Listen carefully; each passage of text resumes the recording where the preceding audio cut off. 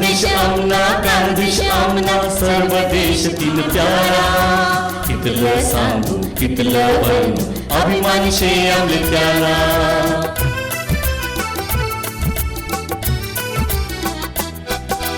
सुख समृद्ध आम्ही ऐराणी गाय म्हशीसनं दूध तुप लोणी वाल्मिक व्यासना देश घाऊ आमना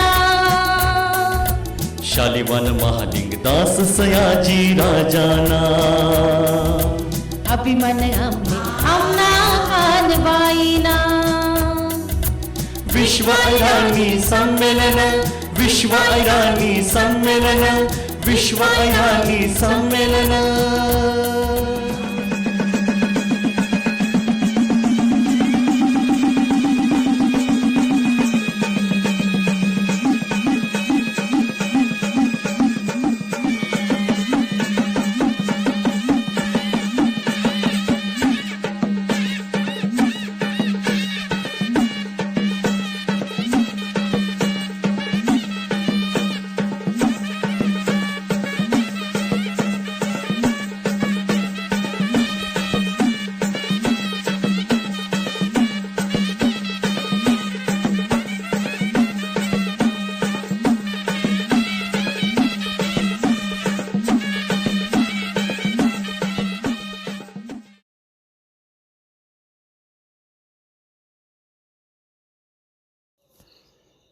उत्तर महाराष्ट्र खानदेश विकास मंडळ संचलित अहिराणी भाषा संवर्धन परिषद आयोजित विश्व अहिराणी संमेलन 2020 जागर अहिराणी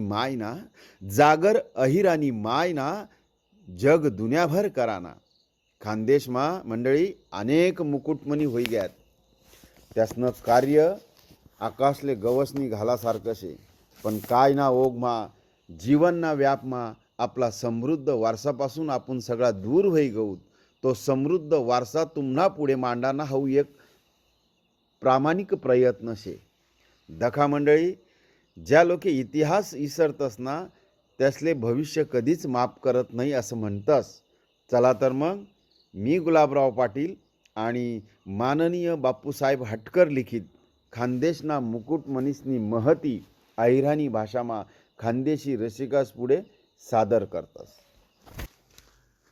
विश्व प्रतिभा संगम महाकवी कालिदास हाऊ वाल्या कोई नि व्यास कोई यासना नंतरना सर्वात मोठा भारतीय साहित्य रत्न शे यानं संस्कृतमा खूप मोठं साहित्य शे कालिदासने शाकुंतल मालविकाग्नि मित्र नि विक्रम विषय या 3 नाटके लिखात त्यांना मेघदूत ऋतुसंहार कुमार संभवनी रघुवंश या 4 महाकाव्य उपलब्ध शेतस पण त्यानं कुंतेश्वर दैत्य हाई एक महाकाव्य काय कोठे सापडत नाही क्षेमेंद्र नावना विद्वान साहित्यिक त्यांना औचित्य चर्चामा त्यांनी या महाकाव्याना उल्लेख करेल शे त्यावरतून कुंतेश्वर दैत्य नावनं महाकाव्य होतं असा नुसता अंदाज करता येस कालिदास हा पंडित उज्जैनना सम्राट विक्रमादित्य यांना दरबारमा होता पण कोणता विक्रमादित्य हाही काही सांगता येणार नाही कारण बठ्ठाधरीसन 4 विक्रमादित्य आपली माहिती शेतस त्यामधला कोणता विक्रमादित्य हाही काही सांगता येणार नाही त्यामुळे त्यासना कालावधी कोणता शे तेही निश्चित करता येत नाही या 4 विक्रमादित्यसना जर काळ ध्यानमा लिहिना तर तो कालिदास इसवी सन पूर्व 200 किंवा 100 ते इसवी सन 500 या काळमा या 4ही विक्रमादित्य होई जाईल शतस असा तर्क शे पण कोणता गावमा त्यांना जन्म होईल शे ते गाव कोणतं सिद्ध करता येत नाही कोण म्हणस त्यांना जन्म काश्मीरमा होईल शे कोण म्हणस त्यांना जन्म मध्य प्रदेशमा होईल शे कोण म्हणस बंगालमा कोण म्हणस विदर्भामा सांगत पण मना तर्क असा शे की कालिदासना जन्म खानदेशमाच होईल शे बराच संशोधक असं मानतस की कालिदासना जन्म सातपुडाना जंगलमा कोठेतरी गवळीवाडामा व्हायल शे यासनं बठ्ठासनं एकमत शे मग प्रश्न असा शे की सातपुडामा गवळीवाडा कोठे शे आहिर गवळी आणि यादव या 3 शब्देसना अर्थ एकच शे आहिर हाऊ पशुपालक लोकेसना वंश शे. यासले कोणी यादव, कोणी गवळी, कोणी आहिर असं म्हणस. सातपुडा पहाडमा खानदेशमाच आहिर लोक शेतस. त्यास नजीक कान्हानं नावर खानदेश वसाडा. या आहिरेसनी भाषा म्हणीसन खानदेशी लोकेसनी भाषेले आहिराणी म्हणजे आहिराणी भाषा नाव पडेल शे. म्हणजेच त्या काळना आहिरवाडा म्हणजे गवळीवाडा हाऊ खानदेशच होता. याज खानदेशना एक गावना ढोरक्या पोऱ्या म्हणजे कालिदास आपला खानदेशना खूप मोठा ढोरक्या व्हयेल शेत. कण्हेर राजा खानदेव हाऊ ढोरक्या शे. बडोदाना आहिर राजा सयाजी महाराज हाऊ बी ढोरक्या शे. नि मग तसाच कालिदास महाकवी बी ढोरक्या शे. गावड्या चारणारा 3 ढोरक्या कान्हा, कालिदास नि सयाजी यासनी भूमी आहिरेसनी भूमी शे. कान्हानी कर्मभूमी आणि कालिदास सयाजी महाराजनी जन्मभूमी खानदेश शे. त्या कालिदासनी जन्मभूमी खानदेश शे. त्यांना पुरावा त्यांना लिखाणमा बी आपले देखाले भेटतस. मंडळी, एक राजा होता, गाव काही माहीत नाही. तसा ते कालिदासनी मोठी ख्याती उज्जैन नगरीमा गई. पण कालिदासने लगीननी कथाना राजा कोठेना होता हाही काही सांगता येणार नाही. ते त्या नगरीना राजानी एक खूबसूरत आंडेर होती. रूप ते रूप, पण तिनी बुद्धी बी तरय होती. ती संस्कृत भाषानी पंडितीन होती. तिना लगीनना एक पण होता. जो तिले वादावादीमा हराई त्यांना संगेच ती लगन कराव होती. तिना संगे लगीननी आशा धरी गणज विद्वान पंडित उन्हात, पण तिनी बठ्ठासले हराई टाक. या हारेल लोकेसमा एक प्रधानना पोऱ्या बी होता. त्यांना डोकामा भलता संताप तयार झाया. मग त्यांनी या बठ्ठा हारेल लोकेसले एकत्र कय आणि ठराव की हिनं लगीन एखादा येडा बांग्या पोऱ्या संगे लाई देऊ. आणि तेसनी एक योजना बनाडी. सातपुडामा एक गवळीना बांग्या पोऱ्या ढोरे चारी राहता. त्याले तेसनी धरी आणा. चाल रे, तुनं लगीन लाई देस राजानी पोरणा संगे असं म्हणीसन त्याले लई उन्हात. तिले फसाडी दिन लगीन लाई दिन. परेड काय आते सांगच नाही. लगीननी परेड आते काही सांगत नाही. खूप मोठी परेड शे. पण त्यासनी लगन लाई दिन. त्यासनी 3 लगीन हुई गय. आपला खानदेशना ढोरक्या बंशीधर गिरधर यांना लाई दिन. सत्यनारायण होताच पहिली रातले भाऊ बायकोले भेटना. ती संस्कृत बोले नि हाऊ भाऊ आहिराणी बोले. मग तिना ध्यानमा उन की हाऊ पक्का बांगा शे. मग तिने त्याले दिना हाकली घरमाईन. राजानीच पोर होती ती. निंग आठवून जता 10व्या आड्या दिशी तथा निंगी जाय. संस्कृत शिक नि मग माले भेटाले ये. नाही तर तुना हाई काय तोंड माले मरस्तोड दाखाडू नको. निंग आठून. मग पठ्ठ्या कालीमाताना मंदिरमा गया. तठे जायसन त्यांनी नाव बदलाई टाक. कालिदास नाव लिहिणं. आणि मग कालीनी भक्तीनी संस्कृतना अभ्यास सुरू कया. महान पंडित झाया. आणि मग बायकोले भेटाले गया.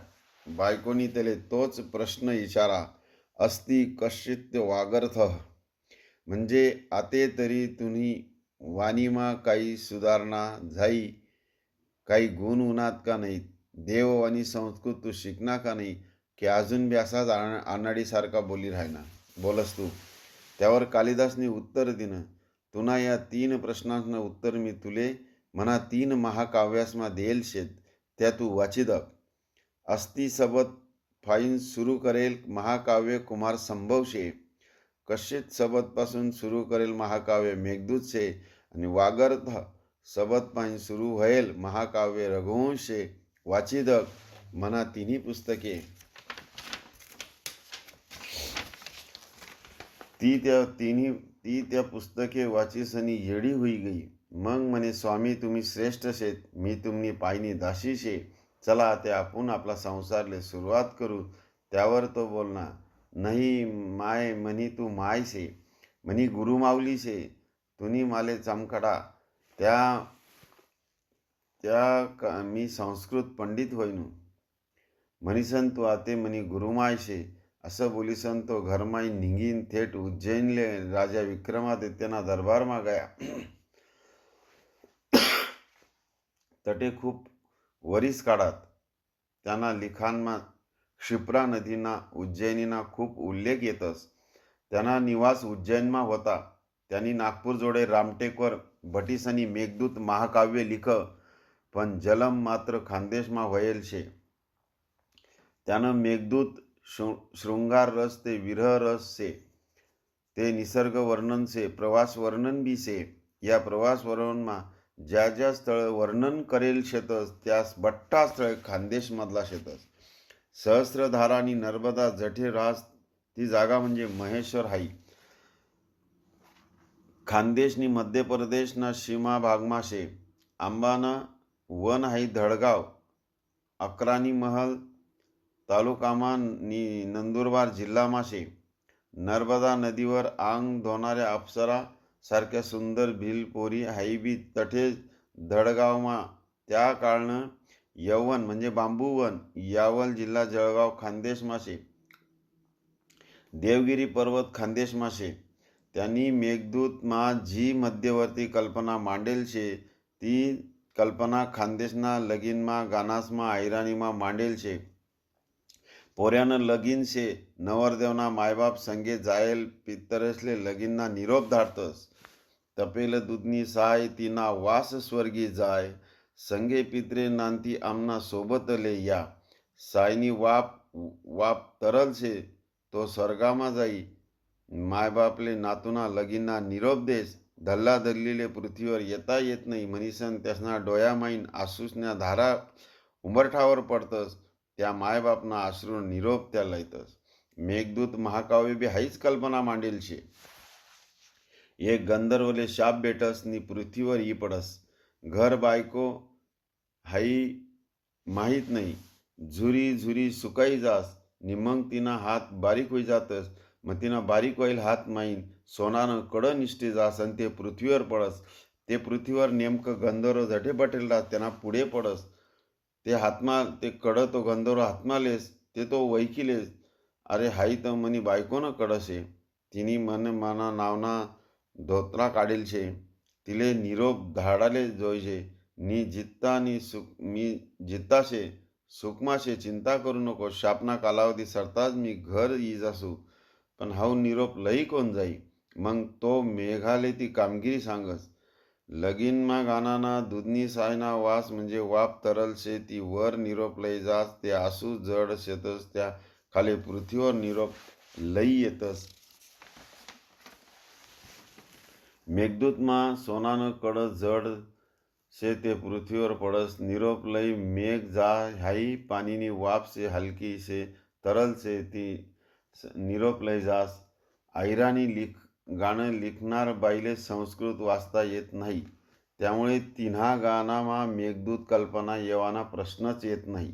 मात्र कालिदास गवळी वाडामा राहस त्याले ऐराणी येस. त्यांनी हाई लगीन गाणं ऐकेल शे म्हणीसन त्यांनी ती कल्पना मेघदूत काव्यामा दिनी. असा हाऊ आपला अहिर गवळी महाकवी कालिदास. धन्यवाद. जय खानदेश.